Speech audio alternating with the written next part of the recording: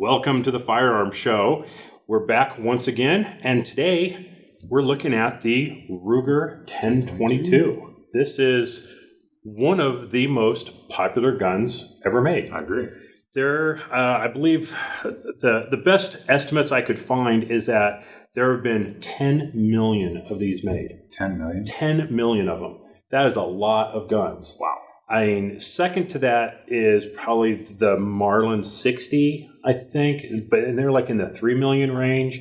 There's an estimate of somewhere between 4 and 5 million AR-15s in the U.S., but that's from a wide range of manufacturers. This is 10 million of these right from Ruger. There's a reason for that. There is a good reason for that. I think one of the things that I find so unique about the Ruger 1022 is it's one of, correct me if I'm wrong here, but I believe there's only 3 or 4 guns in existence or let's call them platforms, that you can build entirely from aftermarket parts. Yeah. The AR-15, 1911,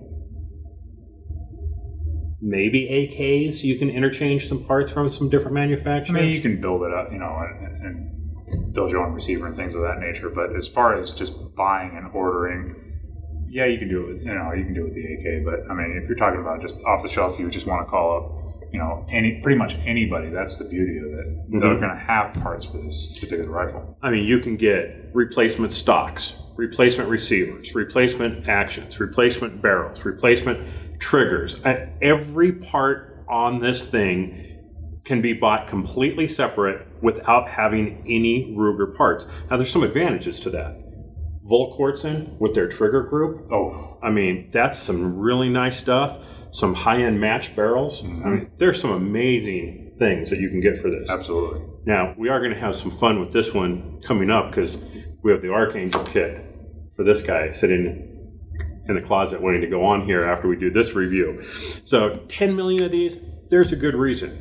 Now, use cases. Why would somebody pick up a 1022? Oh, this is a great blinker. Easy? Very easy. I mean, very easy to use, very easy to break down, very easy to clean. I mean, very easy to just use in general. Accurate? Very accurate. I mean, maybe you're not going to take down coyotes and bears with it, but certainly small game. Oh, yeah, definitely. Rabbits, squirrels, yes. Maybe coyotes with it. And funny thing, I don't know if you've heard this, as I was researching the background on the 1022, I found in the Guinness Book of World Records, the largest bear ever shot was shot with a 1022. It's all about bullet placement. It must be. And it was shot by like this teenage girl. That is awesome. It's crazy. So deadly, absolutely. Anything's deadly. I mean, a 22 is nothing to be taken for granted. No, definitely not. But in general, let's go in general. Yes. We're looking at small game, target practice, plinking, putting stuff on paper or steel targets downrange. Absolutely great. What about a survival rifle? It makes a good survival rifle, not maybe this particular model. I'd probably go with a different one as far as survival is concerned. Henry makes a good one in that respect. But still, I mean, if you didn't mind the length of the weapon, I mean, sure, you can pack it. You can carry how much ammo, in a small condensed space versus, a larger caliber. You can keep going for that much longer. It really comes down to the shooter. Now, there is a newer model called the Takedown. Yes. And basically, it just comes apart, 2 different pieces, easy to store.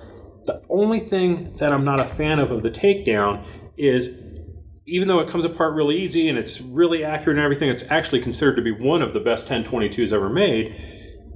It comes with like this backpack thing.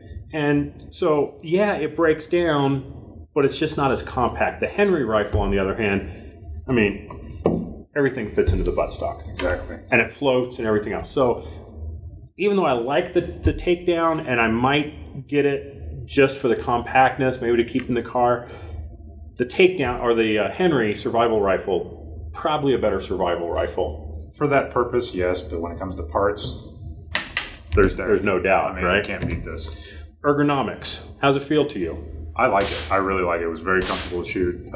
Again, very, very accurate. I was very happy with it. And I do think it has a rather short length of pull compared to,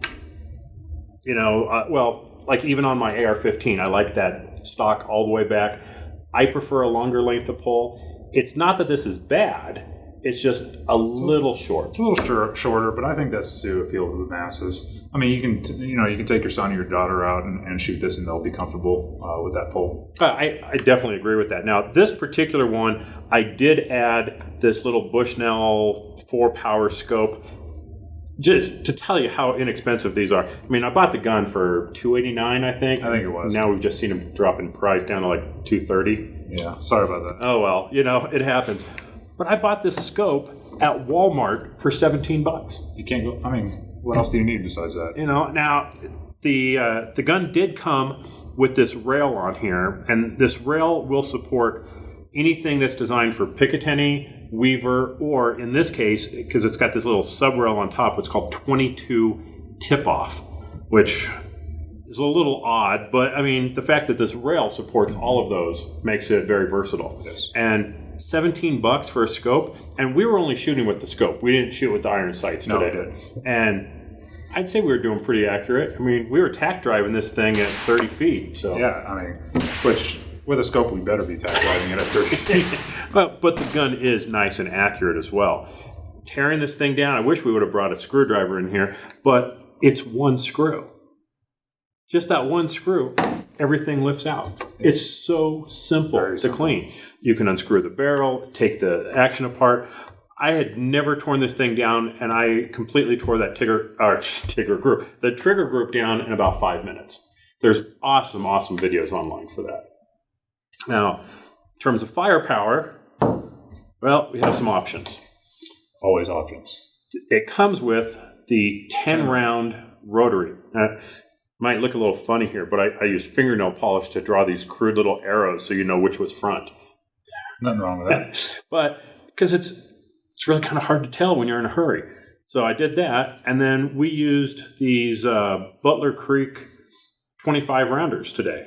And these performed really well. They did. I thought after they were broken in, they handled it actually pretty well. So we were really tearing it up with the 25 rounders. So if you're in a concern for saving ammo, you might want to stick to the 10 rounders. Definitely. We really blew through it with these. And these are kind of neat because they've got these little plugs on them. You can actually snap them together so you can pop one out, switch it over, pop another one in, and you've got another 25 rounds. But you're going to burn through ammo. Yeah. Because this thing is just a ton of fun.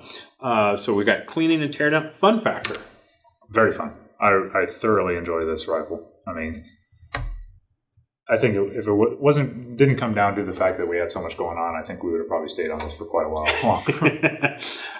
Because there's almost no recoil. There's no recoil, and the ammo, if you can get it, I mean, it's still cheap. It's very cheap. I mean, so this morning, right before we took this to the range, I picked up, what was that, Federal? I think that was Federal bulk ammo. 555 round box for $40. So I was down to about 7 cents a round. Which isn't bad these days. These days, right? Those boxes used to sell for $20. Mm-hmm. So it's still double what it used to be, but at 7 cents a round, it's kind of hard to argue. Yeah. And we were seeing the new Cabela's that opened up here, they were selling CCIs for 8 cents. So that's, again, it's not horrible. It's certainly better than $1 a round for some of the other ammo. Oh, gosh. So let's see. We got the 25 round man. Value in a gun like this. I mean, we're sub $300. Actually, now we're sub $250 on these. Yeah, actually, before the big rush, I mean, you can get the standard one. Obviously, it comes with the blued upper and a standard wood stock. You can get those under $200. Now these days, they're slightly above $200. If you're lucky enough to get one at that price. They are out there though. This one was what, $270? I think it was $270. And I got the camo grip and I got the stainless barrel. So there were some upgrades on this particular one. In fact, after I got it, because we bought it at a small gun show, I actually couldn't find this in the catalog. The only way I found this was I saw an ad for Bass Pro Shop that this was an exclusive to them. So who knows, right? So if you're looking for this exact combo with the camo and the stainless, you might be a little hard pressed to find it because I believe it was a Bass Pro Shop exclusive, and somehow some people got a hold of them and I managed to get one. But I really, really liked this stainless barrel. And I think it's going to go really well in that Archangel kit. I agree. It's going to pop. That's going to be fun. Yes. I'm looking forward to that. Yes. So we'll get to that in another video here. But in terms of value, one of the things I really like about this, being a 22, it's not hard on any of the mechanisms. So this gun's going to last you forever. This is going to be a gun that you will hand down for generations. Oh, I agree. So, general maintenance, and you're good to go. And then anything goes wrong, parts availability. Big time. There's no question that to me is probably one of the key selling points of the 1022 is the availability of not just stock parts, but really being able to upgrade this. Yes. You want a match quality trigger. You want a match barrel. You want, tighter tolerances in the bolt. Anything, you can get it. So it's something that you can start off with for around $200, and you could drop another 1,000 into it if you really wanted to. Yeah, you really could. Now, I don't think there's a need to unless you're competing. If you're competing in target competitions, yeah, you might want to start upgrading some of the components. But if you're going out with your family, your kids, yeah, there's no need. Yeah, shooting rabbits in the backyard, not that we're condoning that. But at least not in my backyard. Yeah, but if you have to go after small game or varmints or things like that, this thing is just going to last you forever, and you'll appreciate it. Your kids will appreciate it. Your grandkids. This is one of those that you're just going to have forever. I have that 1906 Winchester. That's been handed down 5 generations in my family. That's what this is going to be. These are going to last you 4 generations because they're just not going to wear out. And anything that ever does go wrong, you'll always be able to find parts for it. So I think my final impressions are everyone should have one of these. I really think so. It's just such a good gun. It's a great rifle. It's so easy to use. It's going to last you forever. I'm going to say everyone should have one of these because you should have a rifle. You should have something that's got a little more firepower from the same rounds. It's 22, but you're going to get more power out of a rifle than a pistol. Mm-hmm. And because of the value, because of the fun factor, because of all the other bullet points that we went through, this is just something that should be in everyone's collection. And I just ordered a second one today. So I'm not sure how I'm going to explain that one to the wife yet, but, one thing at a time. Exactly. But it was a little bit different. What were the specs on the one we got? It was a little different than this. It was basically the standard one, the blued upper and a standard wood stock. So I think that's their bare model. Mm-hmm. But, I'm going to pick up one for the main purpose of actually putting a bull barrel on it and actually tweaking it out a little bit. Seeing a lot of people shooting at some pretty good distances with a 22. If you do some YouTube searches, you'll find some YouTube videos where people are hitting targets at 800, 900 yards. That's pretty freaking crazy. It is crazy. Granted, they're only punching paper at that, but still, to make a shot like that with a 22 is pretty impressive. Yeah, this thing is still lethal at 200, 300 yards. There's plenty of videos online about that as well. Going through roasts and all kinds of crazy things, proving the lethality of this particular round. But I think I'm going to do the same thing. This one is destined for that Archangel kit. That new one that we got this morning, I'm definitely going to make that more of a target pistol or target rifle. I'm going to put a good stock on it. We're going to put the match barrel on it. So we'll each have one geared towards that same use, and yet we're going to do them in a little bit different directions. So it's going to be interesting to see how they come out. But absolutely, Ruger 1022 must-have rifle. Definitely.